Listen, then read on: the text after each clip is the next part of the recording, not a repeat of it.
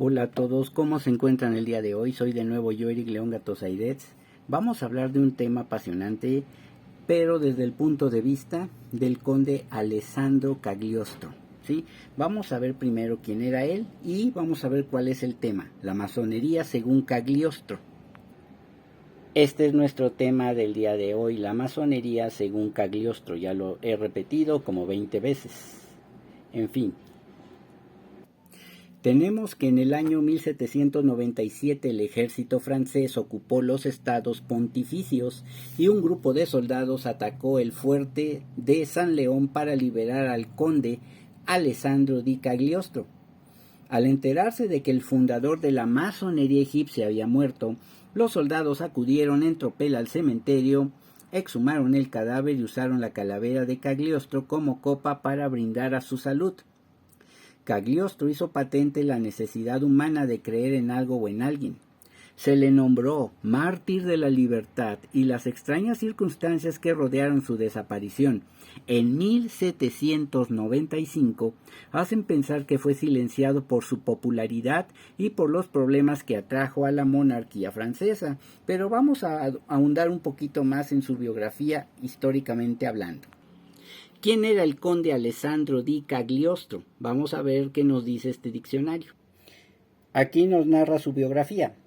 Alessandro conde de Cagliostro, 1743-1795, fue un aventurero siciliano cuyo nombre verdadero era Giuseppe Balsamo, o sea, José Balsamo. Entró de muy joven en un convento, pero pronto fue expulsado por sus estafas. Entonces viajó por Grecia y Oriente Medio, donde aprendió alquimia. De esto se sirvió para sus estafas en muchas ciudades europeas, en donde vendía elixires de amor y de larga vida y falsificaba moneda. Condenado por el Tribunal de la Inquisición a cadena perpetua por sus ideas masónicas, murió en la fortaleza de San León de Roma.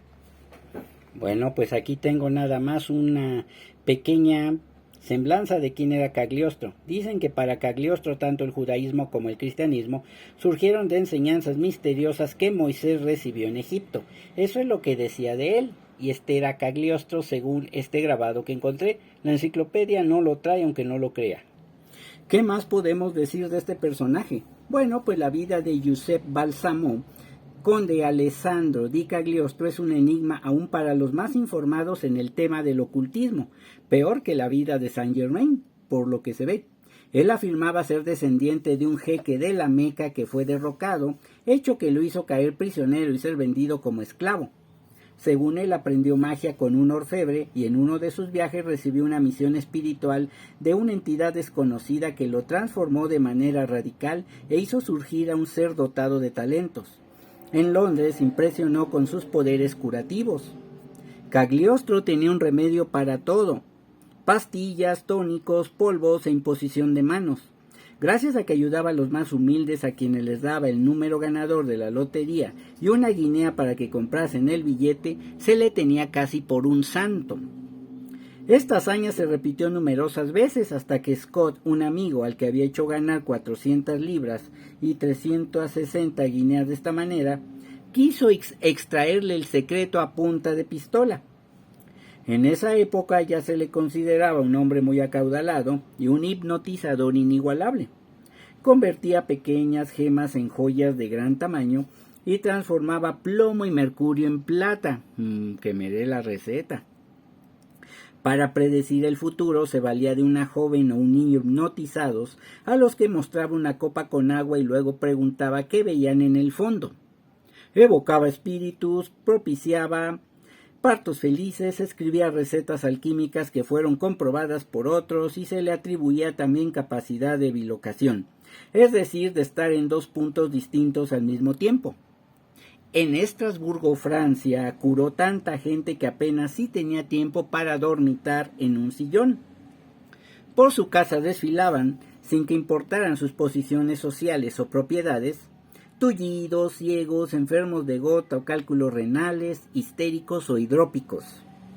Existe la leyenda de que salvó de la gangrena a un noble desahuciado.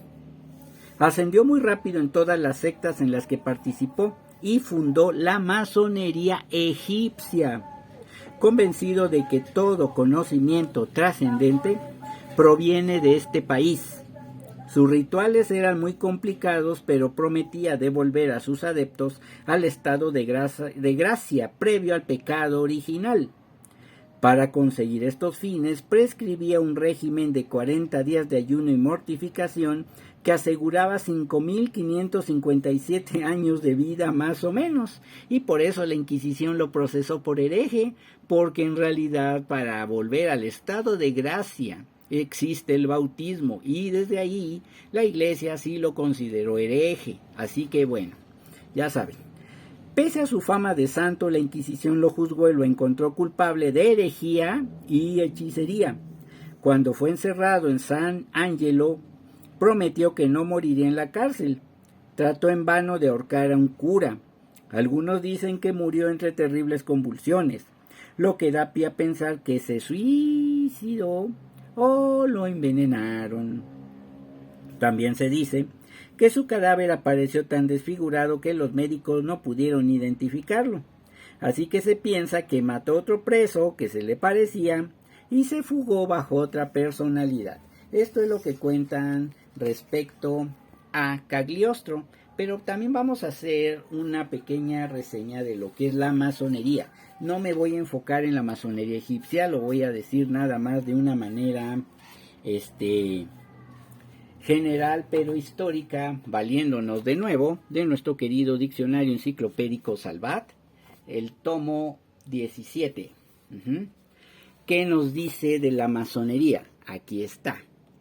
Masonería, sociedad secreta de origen medieval, inicialmente de tipo laboral, posteriormente filantrópica y filosófica, y finalmente política.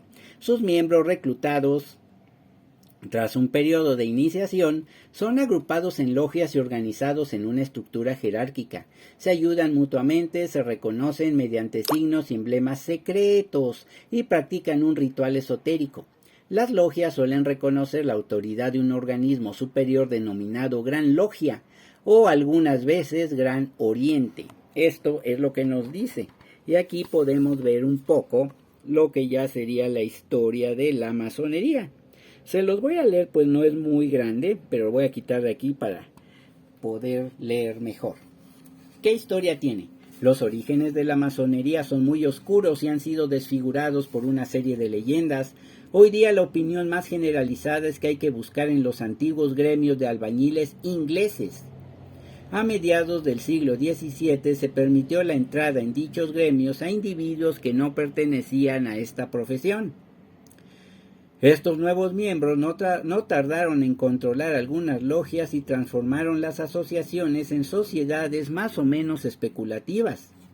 En 1717 se organizó en Londres la primera gran logia y se eligió un gran maestre. De hecho, ese año 1717 es considerado el nacimiento de la masonería, pero moderna.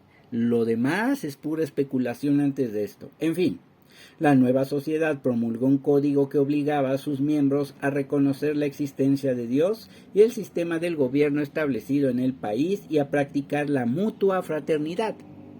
Desde Inglaterra, la masonería se extendió a otros países, pero lo mismo en Inglaterra que en las demás naciones surgieron una serie de logias y grandes logias relativamente independientes. Durante el siglo XVIII, la masonería extendió sus ideales de fraternidad entre los ilustrados y en Francia muchos de sus miembros defendieron la tolerancia religiosa. En España, la masonería se introdujo en el siglo XVIII entre los elementos ilustrados y durante el reinado de Fernando VII controló las organizaciones liberales que intentaron imponer la monarquía constitucional. La Iglesia condenó varias veces la masonería basándose en el carácter anticlerical que siempre tuvo en los países laicos. Hago un paréntesis, no solamente fue por eso, sino por la idea de la concepción que tenían de Dios, la idea de lo trascendental, la idea de la divinidad y la idea de todo aquello que Jesucristo vino a dejar. Por eso es que lo ha condenado muchísimas veces. Hay más de 200 documentos papales a este respecto, e inclusive el Papa Francisco ha condenado la masonería. Precisamente en días pasados se dio una nueva reforma en comparación con decir que los que pertenecen a la masonería están en pecado grave, no se pueden acercar a los sacramentos. Obviamente no hay una excomunión plena como lo había con el Código Canónico de 1917, pero todavía la pena es muy severa. En fin, durante la primera mitad del siglo XX sirvió de base a los partidos de izquierda burgueses y fue atacada tanto por la extrema derecha como por la extrema izquierda. Esto es lo que podemos ver acerca de lo que es la masonería a nivel histórico. ¿Por qué hago esto? Para que también YouTube no diga que esto estoy diciendo puras tarugadas. En fin, vamos a seguir con una pequeña crítica a lo que habíamos visto sobre Cagliostro. Bueno, sabemos que Cagliostro nació en 1743 en Palermo, Sicilia. La primera parte de su vida transcurrió en un barrio lleno de maleantes, adivinos y prostitutas. A los 12 años se fugó del internado de San Roque y más tarde fue expulsado por mala conducta del convento de los Benfratelli. Aunque su familia descendía de noble linaje, él no era conde, pero el título aludía a su condición de noble viajero por este mundo. Desde joven huyó de escándalos relacionados con robo de joyas, prostitución y falsificaciones de oro que le obligaron a refugiarse en Medina, Arabia, donde conoció a un griego llamado Altotas, consumado alquimista y timador experto, según algunos historiadores, pero que en realidad fue un perfecto desconocido. Juntos viajaron varios años por el cercano Oriente y África, pero Altotas pereció accidentalmente. En Egipto, Cagliostro conoció a sacerdotes que lo introdujeron en ritos de iniciación a la magia hasta entonces desconocidos por los europeos. Al volver a Italia, Cagliostro tenía 24 años. Se casó con Lorenza Feliciana, una hermosa joven de 14 años, hija de una familia noble pero pobre, así que se volvieron magos itinerantes para poder subsistir. En Barcelona, España, estafó a un sacerdote con una historia sentimental. Durante su estancia en Madrid usó el nombre de Marqués de Pellegrino o Pellegrino y consentía la relación que su esposa sostenía con el Marqués de Fontanar, motivo por el cual la Inquisición lo amenazó. El fervor de Cagliostro por Egipto se produjo 2 décadas antes de que Napoleón pisase estas tierras y mucho antes también de que el célebre egiptólogo francés Jean-François Champollion publicara un completo método para descifrar la escritura egipcia, lo que facilitaba que sus invenciones no pudiesen ser comprobadas. Sus principios esotéricos deben más al judaísmo porque se vinculó con la secta de los Sabbatai, que creían en la santidad del pecado. La creación de la masonería egipcia lo encumbró económica y políticamente gracias a que se convirtió en la única autoridad de su logia, pues si tarugo no era. Los ritos iniciáticos de la masonería egipcia eran escabrosos y tenían más semejanza con las misas negras debido a que el aspirante recibía prendas negras y se le pintaban en el cuerpo extraños signos con sangre de ave. Después debía atravesar un círculo mágico, esperar una aparición, beber una pócima y cubrirse los ojos con una venda ensangrentada. Paréntesis, yo primero me tomaría la pócima, ya después haría todo lo demás y vería si no hasta Cristo veo ahí venir, ¿no? Bueno, ¿no? Cuando aceptó mujeres en su hermandad, modificó la ceremonia de iniciación con fines licenciosos, ya que él aparecía completamente, ya saben, sin nada, ante sus aspirantes, sosteniendo una serpiente en la mano y en la otra una esfera dorada. pedía a las damas que perdonasen lo atrevido de su atuendo, pero que si habían de recibir la verdad, debían estar desnudos como la verdad misma. Eso me hace recordar a ciertos curanderos o ciertas personas que se dedican disque a curar esotéricamente, que le dicen a la abuelita: usted no se preocupe, así vestida le hacemos la ceremonia, la limpia. Pero a la nieta, esa sí se tiene que encuerar, pues viene muy cargada de energías. Bueno, cuando Cagliostro trató de convencer al cardenal de Rohan o de Rohan para que intercediera a favor de la masonería egipcia ante el Papa, a cambio, él hechizaría a María Antonieta para que se entregase al cardenal, ya saben de qué forma. Sus tretas se descubrieron y fue a parar a la Bastilla entre una multitud de 10,000 personas que lo vitoreaban.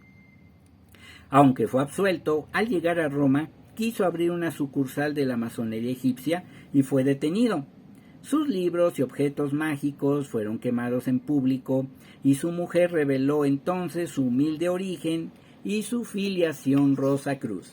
De hecho, también en el canal tengo un capítulo sobre lo que es la Orden Rosacruz. Por ahí búsquenlo, si es que yo no se los pongo porque se me llegan a olvidar. Bueno, pues esta fue, digamos, la historia del conde Alessandro di Cagliostro y espero que les haya gustado. Suscríbanse al canal, activen la campanita de notificaciones, comenten abajo en la caja de comentarios, denle like al video y compártanlo en todas sus redes sociales. Sin más por el momento, yo, Eric León Gatosairetz, me despido de todos ustedes esperando que estén muy bien. Hasta luego a todos. Adiós, dije.